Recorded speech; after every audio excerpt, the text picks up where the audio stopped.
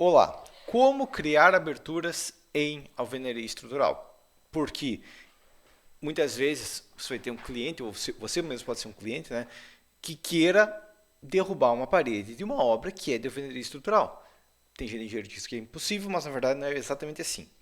Vamos lá então. Primeira coisa, é realmente proibido? Você vê gente dizendo, não, tem uma obra de alvenaria estrutural, é proibido derrubar a parede. Se disseram isso, que é proibido e não tem como fazer, está errado. Tá? Existem casos onde é possível remover a parede sem problemas. Existem casos que se remover a parede, remove a obra junto porque ela vai desmoronar. Okay? Então vai depender de qual caso é dessa parede específica. Tá? O crítico é entender que em uma obra de alvenaria estrutural, a obra é suportada pela alvenaria.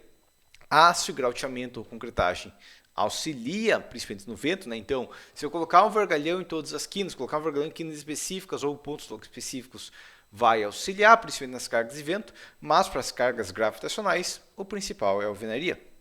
Então, ao remover parte da parede, você está removendo parte da estrutura. Isso que é alvenaria estrutural, é a alvenaria da estrutura. Se você remover a alvenaria, você está removendo a estrutura da obra. Logo, esse processo deve ser dimensionado e autorizado. Você está reduzindo a resistência da, da parede do prédio como um todo ao remover uma parede. Essa remoção vai fazer o prédio cair ou, dependendo do caso, ele continua estável e resistente mesmo com aquela mudança. Tá? Então, por isso que deve ser dimensionado, mas é possível. Tá? E aqui a gente vai começar com umas regras. Se não suporta nada, pode ser removido. Okay? E essa é a primeira questão. Imagina que tem uma obra, um sobrado, 2 pavimentos, tem uma janela no térreo. E o cliente quer tirar a janela, arrebentar a parede embaixo e fazer uma porta. O que vai acontecer nesse caso? Bom, a alvenaria que tem embaixo de uma janela, o que ela suporta? Nada. Okay? A alvenaria embaixo de uma janela não tem função estrutural. Okay? Então, por que a gente usa bloco? Por que não faz esse fechamento de tijolo? Porque seria muito complicado, o pedreiro já está lá com os blocos prontos, já tem bloco na obra, né? Chegou na janela, agora chegou na janela, eu vou assentar tijolo. Não, é mais fácil assentar blocos, apesar de que embaixo de uma janela não tem necessidade. Ok? Só que a questão é, nesse caso, como ela não suporta nada, eu posso remover, tecnicamente eu até reduzindo o peso da obra e está aumentando a resistência total da obra. Desde que ela não fique muito próxima a uma quina, né, porque se ela ficar bem próximo da quina, eu vou ter o problema que eu posso enfraquecer a parede transversal, mas daí isso não pode ser analisado e é possível remover reforços pequenos. A questão é, se ela está no meio do vão, por exemplo, pode ser removido o que está embaixo de parede. Ainda vai precisar um engenheiro para ir lá conferir se é isso mesmo, mas essa é a primeira questão. Próximo, talvez a parede resista sem reforços. Isso é uma questão muito importante. Tá? Como os engenheiros no Brasil só sabem usar concreto armado, tá? Na faculdade de engenharia, Malbem é focado só em concreto armado. Tá? Você vai ver muitas faculdades de engenharia que tem concreto armado 1, concreto armado 2, concreto armado 3, concreto protendido. E muitas vezes nem tem cadeira de alvenaria estrutural, ou quando tem é uma cadeira de meio semestre, né? Meio turno e tudo mais, de alvenaria estrutural, onde abordam pouca coisa. E o problema é, a mentalidade de concreto armado é qual?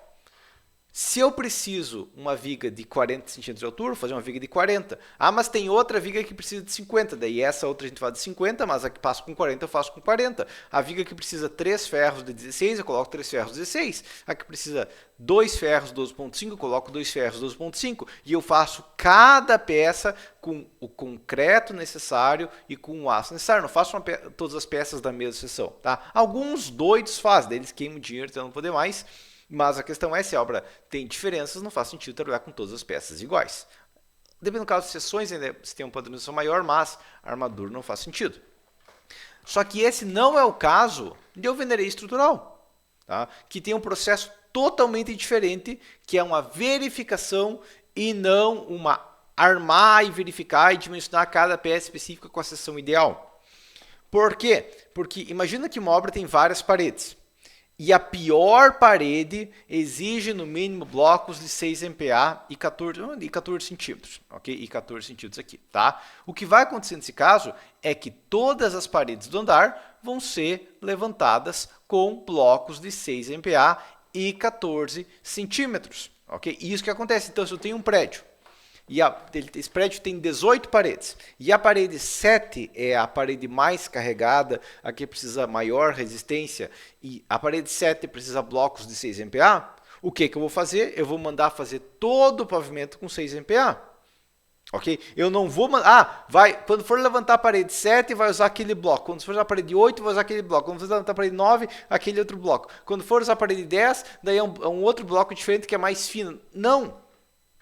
Ok? Quando a gente fala de alvenaria estrutural, vai ser o quê? Esse andar é tal bloco, tal FCK, tal espessura e tudo igual. Ok? O que muda algumas vezes quando a gente fala de prédios mais altos, até prédio de 3, 4 pavimentos não é necessário, mas a gente fala de prédios mais altos, é que a gente vai trabalhar com FCK, ou FPK, né, porque é do prisma, né, mas há uma resistência diferente de cada peça baseado no andar. Então, tipo, os primeiros 2 andares vai ser blocos de 8 MPa, depois muda para 6, depois muda para 4 MPa. Isso pode acontecer, mas o que vai acontecer é que vamos voltar para as 18 paredes, a parede 7 é pior. Mas eu vou abrir vou fazer uma abertura na parede 12. O problema está na parede 7. Eu vou fazer uma abertura na parede 12. Então, a parede 12 precisa dos mesmos 6 MPa, porque muitas vezes ela pode ter folga. Muitas vezes, mesmo fazendo uma abertura, a estrutura continua estável. Isso é uma verificação. Muitas vezes, um processo de criar uma abertura, o projeto estrutural inteiro de administramento de reforço é só verifica, não foi necessário nada, só faz uma vírgula contra vírgula e pronto, a obra continua estável perfeitamente nesse caso. É uma questão que tem que ser verificada, mas muitas vezes a parede resiste sem reforços, exceto, claro, quem sabe colocar uma vírgula contra vírgula. Ok? E além disso, né, se for pensar, ok, tem um prédio de 4 pavimentos. Na cobertura, no último pavimento, dificilmente vai acontecer de uma obra, é uma obra, um prédio de 4 pavimentos, o térreo é assentado com blocos de, 5 MPa, daí o segundo pavimento blocos de 4 MPa, daí o terceiro pavimento é blocos de 3 MPa e o último pavimento não, tá? O que vai acontecer é que se o fabricante já tem padrão de 4 MPa, já compra tudo que mais barato for 4 MPa, já usa 4 MPa direto. Se o fabricante já usa 3 MPa de um bloco mais fraco, vai ser levantado com 3 MPa. Mas eu preciso de 1.3 MPa. Talvez, mas já está sendo feito tudo de bloco, faz 3 MPa. E a questão é misturaram nos primeiros pavimentos vai ser um tipo de bloco, depois outro tipo de bloco, não compensa, porque quando mescla tipos de blocos diferentes, vai ter um conforto termoacústico diferente em cada pavimento, que é meio estranho, certo? E é meio estranho levantar o térreo com, blocos de concreto, daí o segundo pavimento eu vou usar bloco cerâmico, meio estranho, tá? Então na prática a gente já padroniza.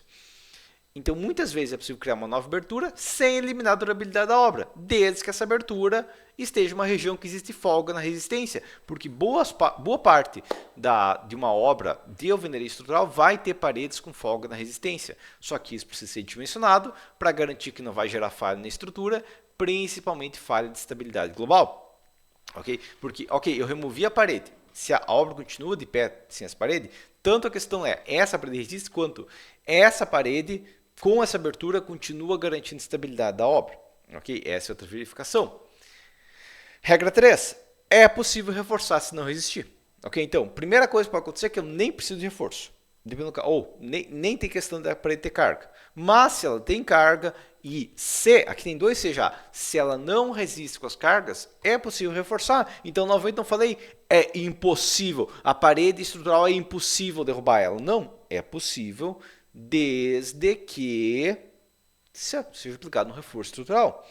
Ao dimensionar for constatado que a parede não resiste ou a obra perde estabilidade, que é um risco, ou se a parede for removida vai gerar algum problema, tá? Não significa que não é possível remover, apenas que será necessário um reforço estrutural, né? Só que aqui a gente tem uma pequena diferença. A gente está falando da analogia do mecânico e do cirurgião. Tá? O motivo que o cirurgião ganha 10 vezes mais do que o mecânico, é que o cirurgião tem que fazer a operação com o motor funcionando. Okay? Ele não pode desligar o motor, matar a pessoa e depois ressuscitar. Um mecânico desliga o carro para trabalhar nele. Okay? Então, nesse caso, a gente tem a mesma questão. Quando a gente está falando de reforço estrutural, a gente tem que estar falando o quê? Eu estou trabalhando numa obra com o motor dela ligado. Okay? Eu não posso derrubar uma parede e fazer o reforço, porque ela pode desmoronar eu derrubei a parede, amanhã eu venho fazer o reforço, daí de noite ela cai. O que adiantou? Não vai poder fazer reforço, entendido? E a obra foi pro saco, então não tem muito o que fazer. Então, o reforço estrutural tem que ser planejado para que a obra seja estável durante todo o processo. Não é possível remover a parede e depois reforçar. Tem que reforçar e depois remover. Tem como fazer isso? Sim, tem. Tá? Mas essa que é a questão. Tá? E existem vários métodos de fazer reforços. Pode ser reforçada a parede, né? Por exemplo, grautear a parede, armar a parede. Pode adicionar pilares, pode adicionar vigas, pode utilizar escoras, pode usar diagonais, entre outras. Isso é determinado no projeto estrutural do reforço, que vai ser necessário se a parede precisar de reforço. Se o engenheiro falar de dimensionar e não precisa, ele vai fazer uma RT de reforma e no projeto estrutural, no projeto, no croquis e tudo mais, ele vai fazer o quê? Derrubar essa parede aqui e pronto. Tá? Vai ser uma planta marcando essa parede aqui para derrubar. E é isso. Ok? Tá? E dimensionamento sem desligar o motor, né? Tá? A gente precisa garantir que a obra fique estável com segurança durante o processo. Por ser um processo de curta duração, e existir um profissional habilitado para conferir o processo de falha durante a construção, que é o engenheiro da execução, que tem que ter um engenheiro executando, né? Vou mandar o pedreiro fazer, eu vou ficar no escritório. Não, o engenheiro tem que executar a obra. Okay? É possível trabalhar com um fator de segurança menor temporário, que é de 1.2 nesse caso, mas assim é uma diferença pequena. Tá? A questão crítica é criar um passo a passo da execução e aplicar ele durante a modelagem e dimensionar a estabilidade e resistência da obra durante cada etapa, para evitar o desmoronamento durante a execução da obra. Ok? Durante a execução da reforma, no caso. Tá? Próxima questão, que a carga deve chegar corretamente à fundação ou pavimento inferior. Tá? Imagina que tem um prédio de 4 pavimentos. E foi determinado, o cliente resolveu que entre a cozinha e a sala do segundo pavimento, ele vai desmoronar aquela parede, ele vai derrubar aquela parede. Tá? Mas antes vai ser colocada uma viga, ou 2 vigas, no caso, mas vai ser adicionada uma viga que vai suportar a laje, porque no caso essa parede suporta a laje, e vai descarregar nas extremidades. Bom, primeira questão é, as extremidades suportam? Não, mas vai ter a viga, vai ser colocado 2 pilares também, e aí os pilares vão dar carga e tudo mais, ok. Mas a gente está falando do segundo pavimento. Okay? O segundo pavimento está apoiado na laje do primeiro. A laje foi feita para suportar essa carga desses 2 pilares. A laje foi feita para pegar essa carga como tudo concentrada que estava distribuída? Dificilmente. Então, ou mesmo a parede, né? A parede embaixo, tem a parede em cima, tem a parede embaixo. A parede embaixo foi, a dimensão dela é capaz de suportar uma carga concentrada? Né? E a fundação lá embaixo foi feita por uma carga concentrada ou foi feita por uma carga distribuída? Porque obra com carga distribuída é feita em fundação distribuída ou tem algum erro bem feio no projeto. A questão crítica é que se a carga estava distribuída em uma grande região, eu modifiquei ela para concentrada e ela vai descer concentrada e depois ela vai ter que voltar a ser distribuída, eu tenho que pensar em todo o caminho da carga. Ok? Tá? Ou achar outra maneira de evitar que a estrutura volte a distribuir carga na fundação igual já estava. Entendido? Então, tudo isso é uma questão que tem que ser verificada dentro do projeto. Tá? E você quer aprender na prática como fazer esse dimensionamento de novas aberturas, como executar essas aberturas e evitar falhas, eu abordo isso dentro do curso de parede estrutural avançado. Tá? Se você não é engenheiro civil arquiteto, você não pode fazer isso sozinho. Tá? Mas pode entrar em contato comigo que eu posso procurar dentro do meu grupo, tudo mais, dos meus alunos, ou dentro dos meus contatos como um todo, quem trabalha nessa parte de parede estrutural e lhe indicar um engenheiro da sua região, que nesse caso tem que ser um engenheiro da sua região. Okay? Não tem como fazer isso por WhatsApp, tem que ser feita uma verificação no local, ainda mais se for uma obra que você não tem o projeto original. Beleza? Mas por enquanto é isso então, e até a próxima.